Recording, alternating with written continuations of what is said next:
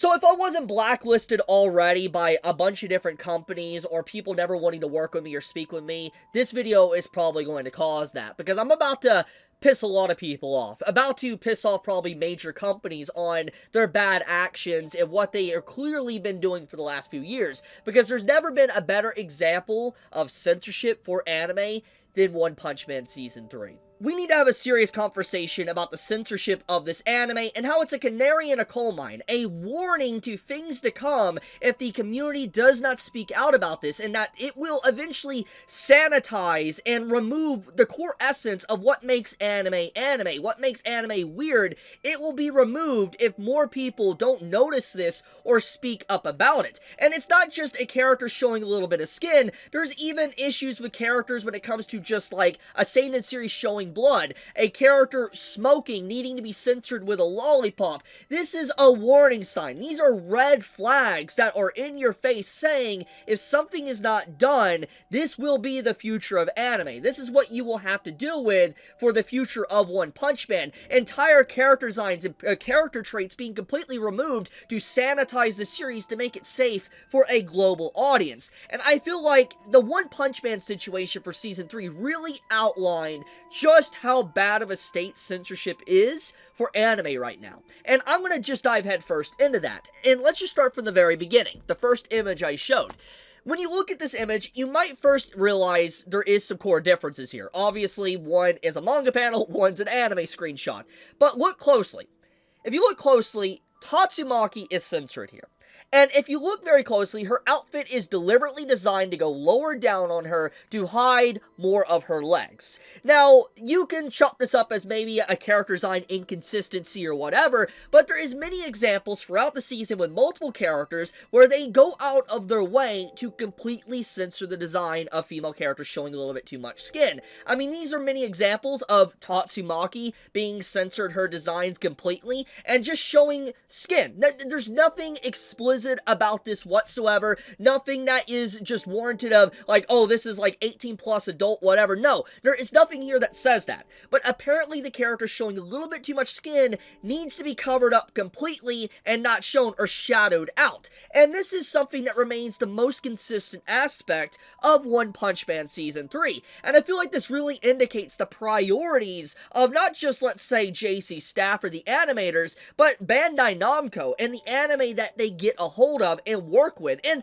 the production committee as a whole. I think that this is a huge issue, that despite all the inconsistencies, the animation errors, the problems, the lack of time and budget, whatever you want to throw on One Punch Man Season 3, the point is that somehow, despite all these issues and lack of time and quality control, they still had enough time to focus on the censorship of the season. And I think this is a very big concern for one massive reason, that there is actual resources and dedicated time being put towards anime like One Punch Man to censor it and sanitize it. One Punch Man is a series meant for adults. It is, okay? That it's its demographic.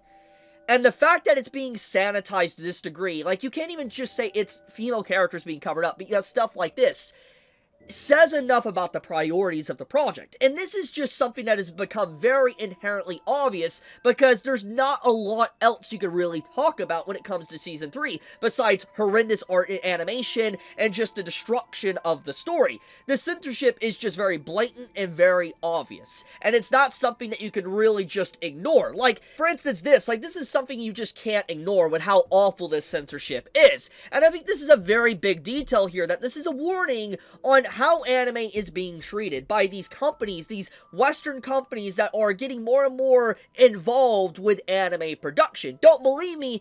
I want to just get right into it. We all know that Crunchyroll is heavily involved with anime production. As much as we want to hate Crunchyroll or dislike them, whatever, they are involved with production of a lot of different anime and certain things of how it's presented to a global audience. That's why their monopoly is so powerful and why it's scary and why I don't like them having a monopoly. But because Crunchyroll has so much power, because they have so much weight in the anime sphere, they are probably able to make certain decisions on the ground floor, the cutting room floor of anime production, and tell a company alongside of the production committee to say, okay, you can't have this design showing too much skin, it might offend people in this so-and-so country.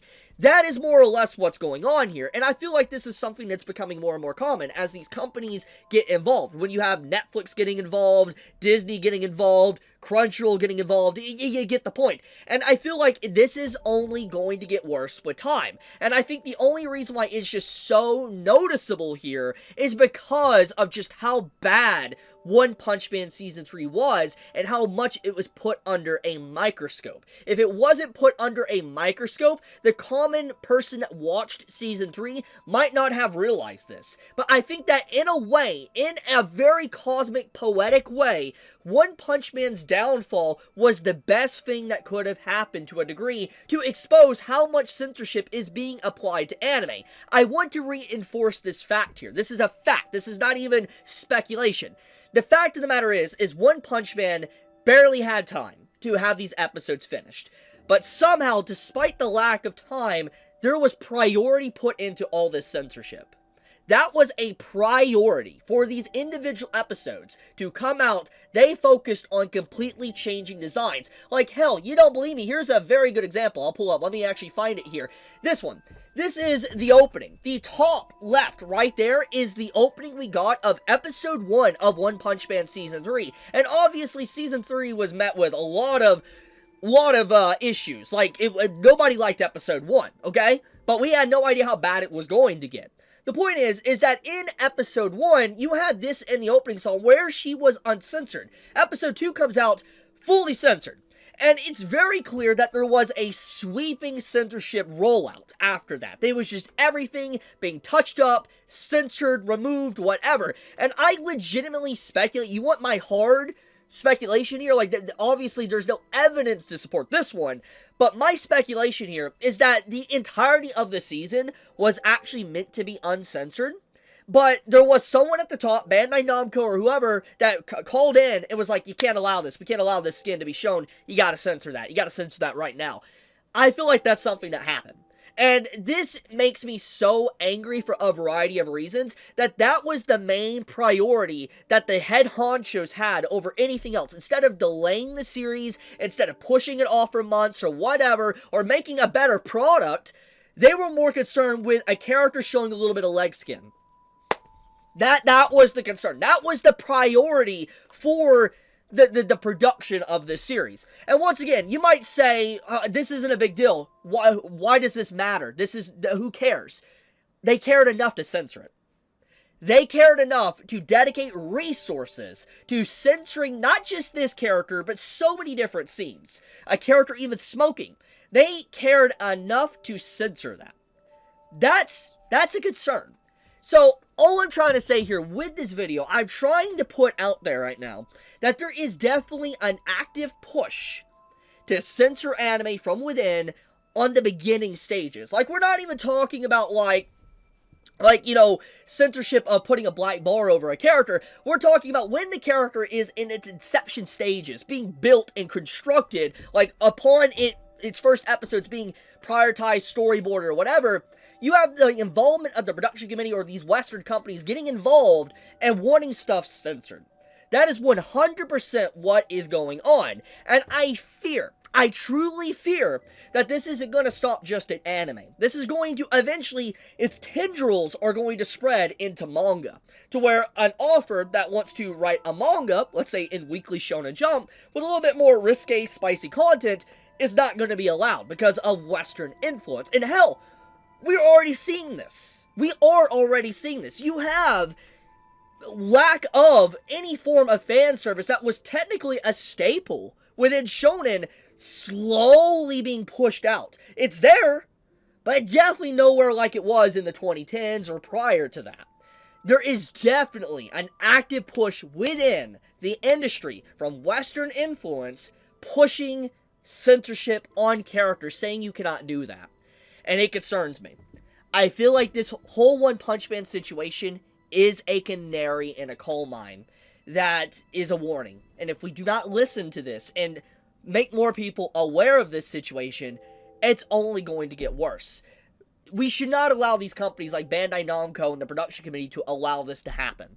The reason anime was popular, became popular, was because of how risque and different it was. But when you sanitize the medium, you sanitize the media to the point to where it no longer is what it once was. What's the point anymore? It's no longer why people got into it in the first place.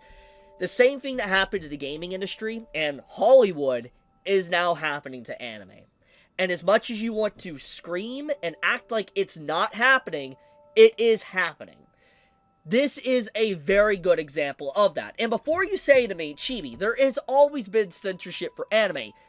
Yes, you are correct. However, you have to remember something. It's a very big detail that people will leave out for this conversation. Most of the time when anime was censored, like in the 2010s or prior, it had black bars or steam or whatever put on characters, or the blood was shifted around where you couldn't see it. But then when a Blu-ray version came out, everything was uncensored. Basically, in the drawing and animation and storyboarding stages of anime, it was entirely uncensored, but for TV broadcasting reasons, they just put black bars or something over it. But when it came out for actual official release on a disc, you could watch the entirety of the series how it was intended, uncensored.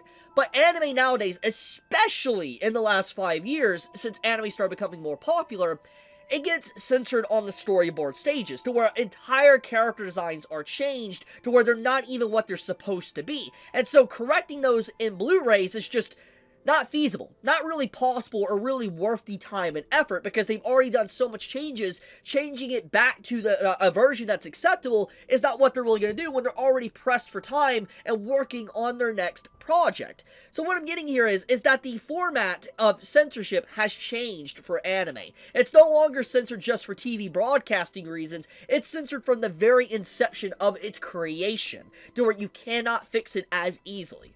That's the point I'm getting at. And if people don't speak up about this and continue to mention how awful this really is, it will get worse. It will.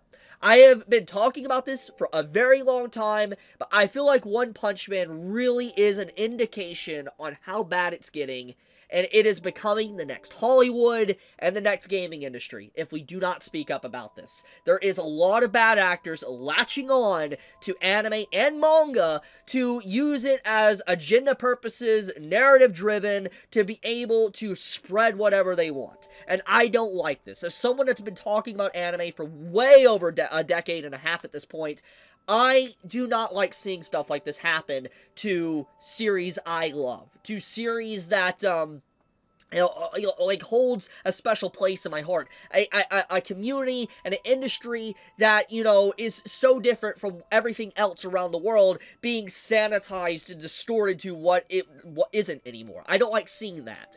And so that is why I speak up about this. There is a lot of people that don't like me speaking about this. They actually straight up would blacklist me or never want to talk with me because I dare mention stuff like this. But I will continue to speak up about this because it is important. I don't like seeing creators' works being destroyed and removed and censored or whatever. It's disrespectful. It's disrespectful not just to these writers and artists or the fans, but it's also disrespectful to just art as a whole. As freedom of expression within art and creation, I think it's horrendous to do this. And it is absolutely awful. And as I've always said, just because you're fine with some censorship here doesn't mean censorship won't eventually hit you. It's a domino effect. You open that door, it will hit you. That's how it is. I'll leave it at that, though. Thank you so much for watching. If you enjoy my content, please subscribe. Helps me out a lot. Chibi out.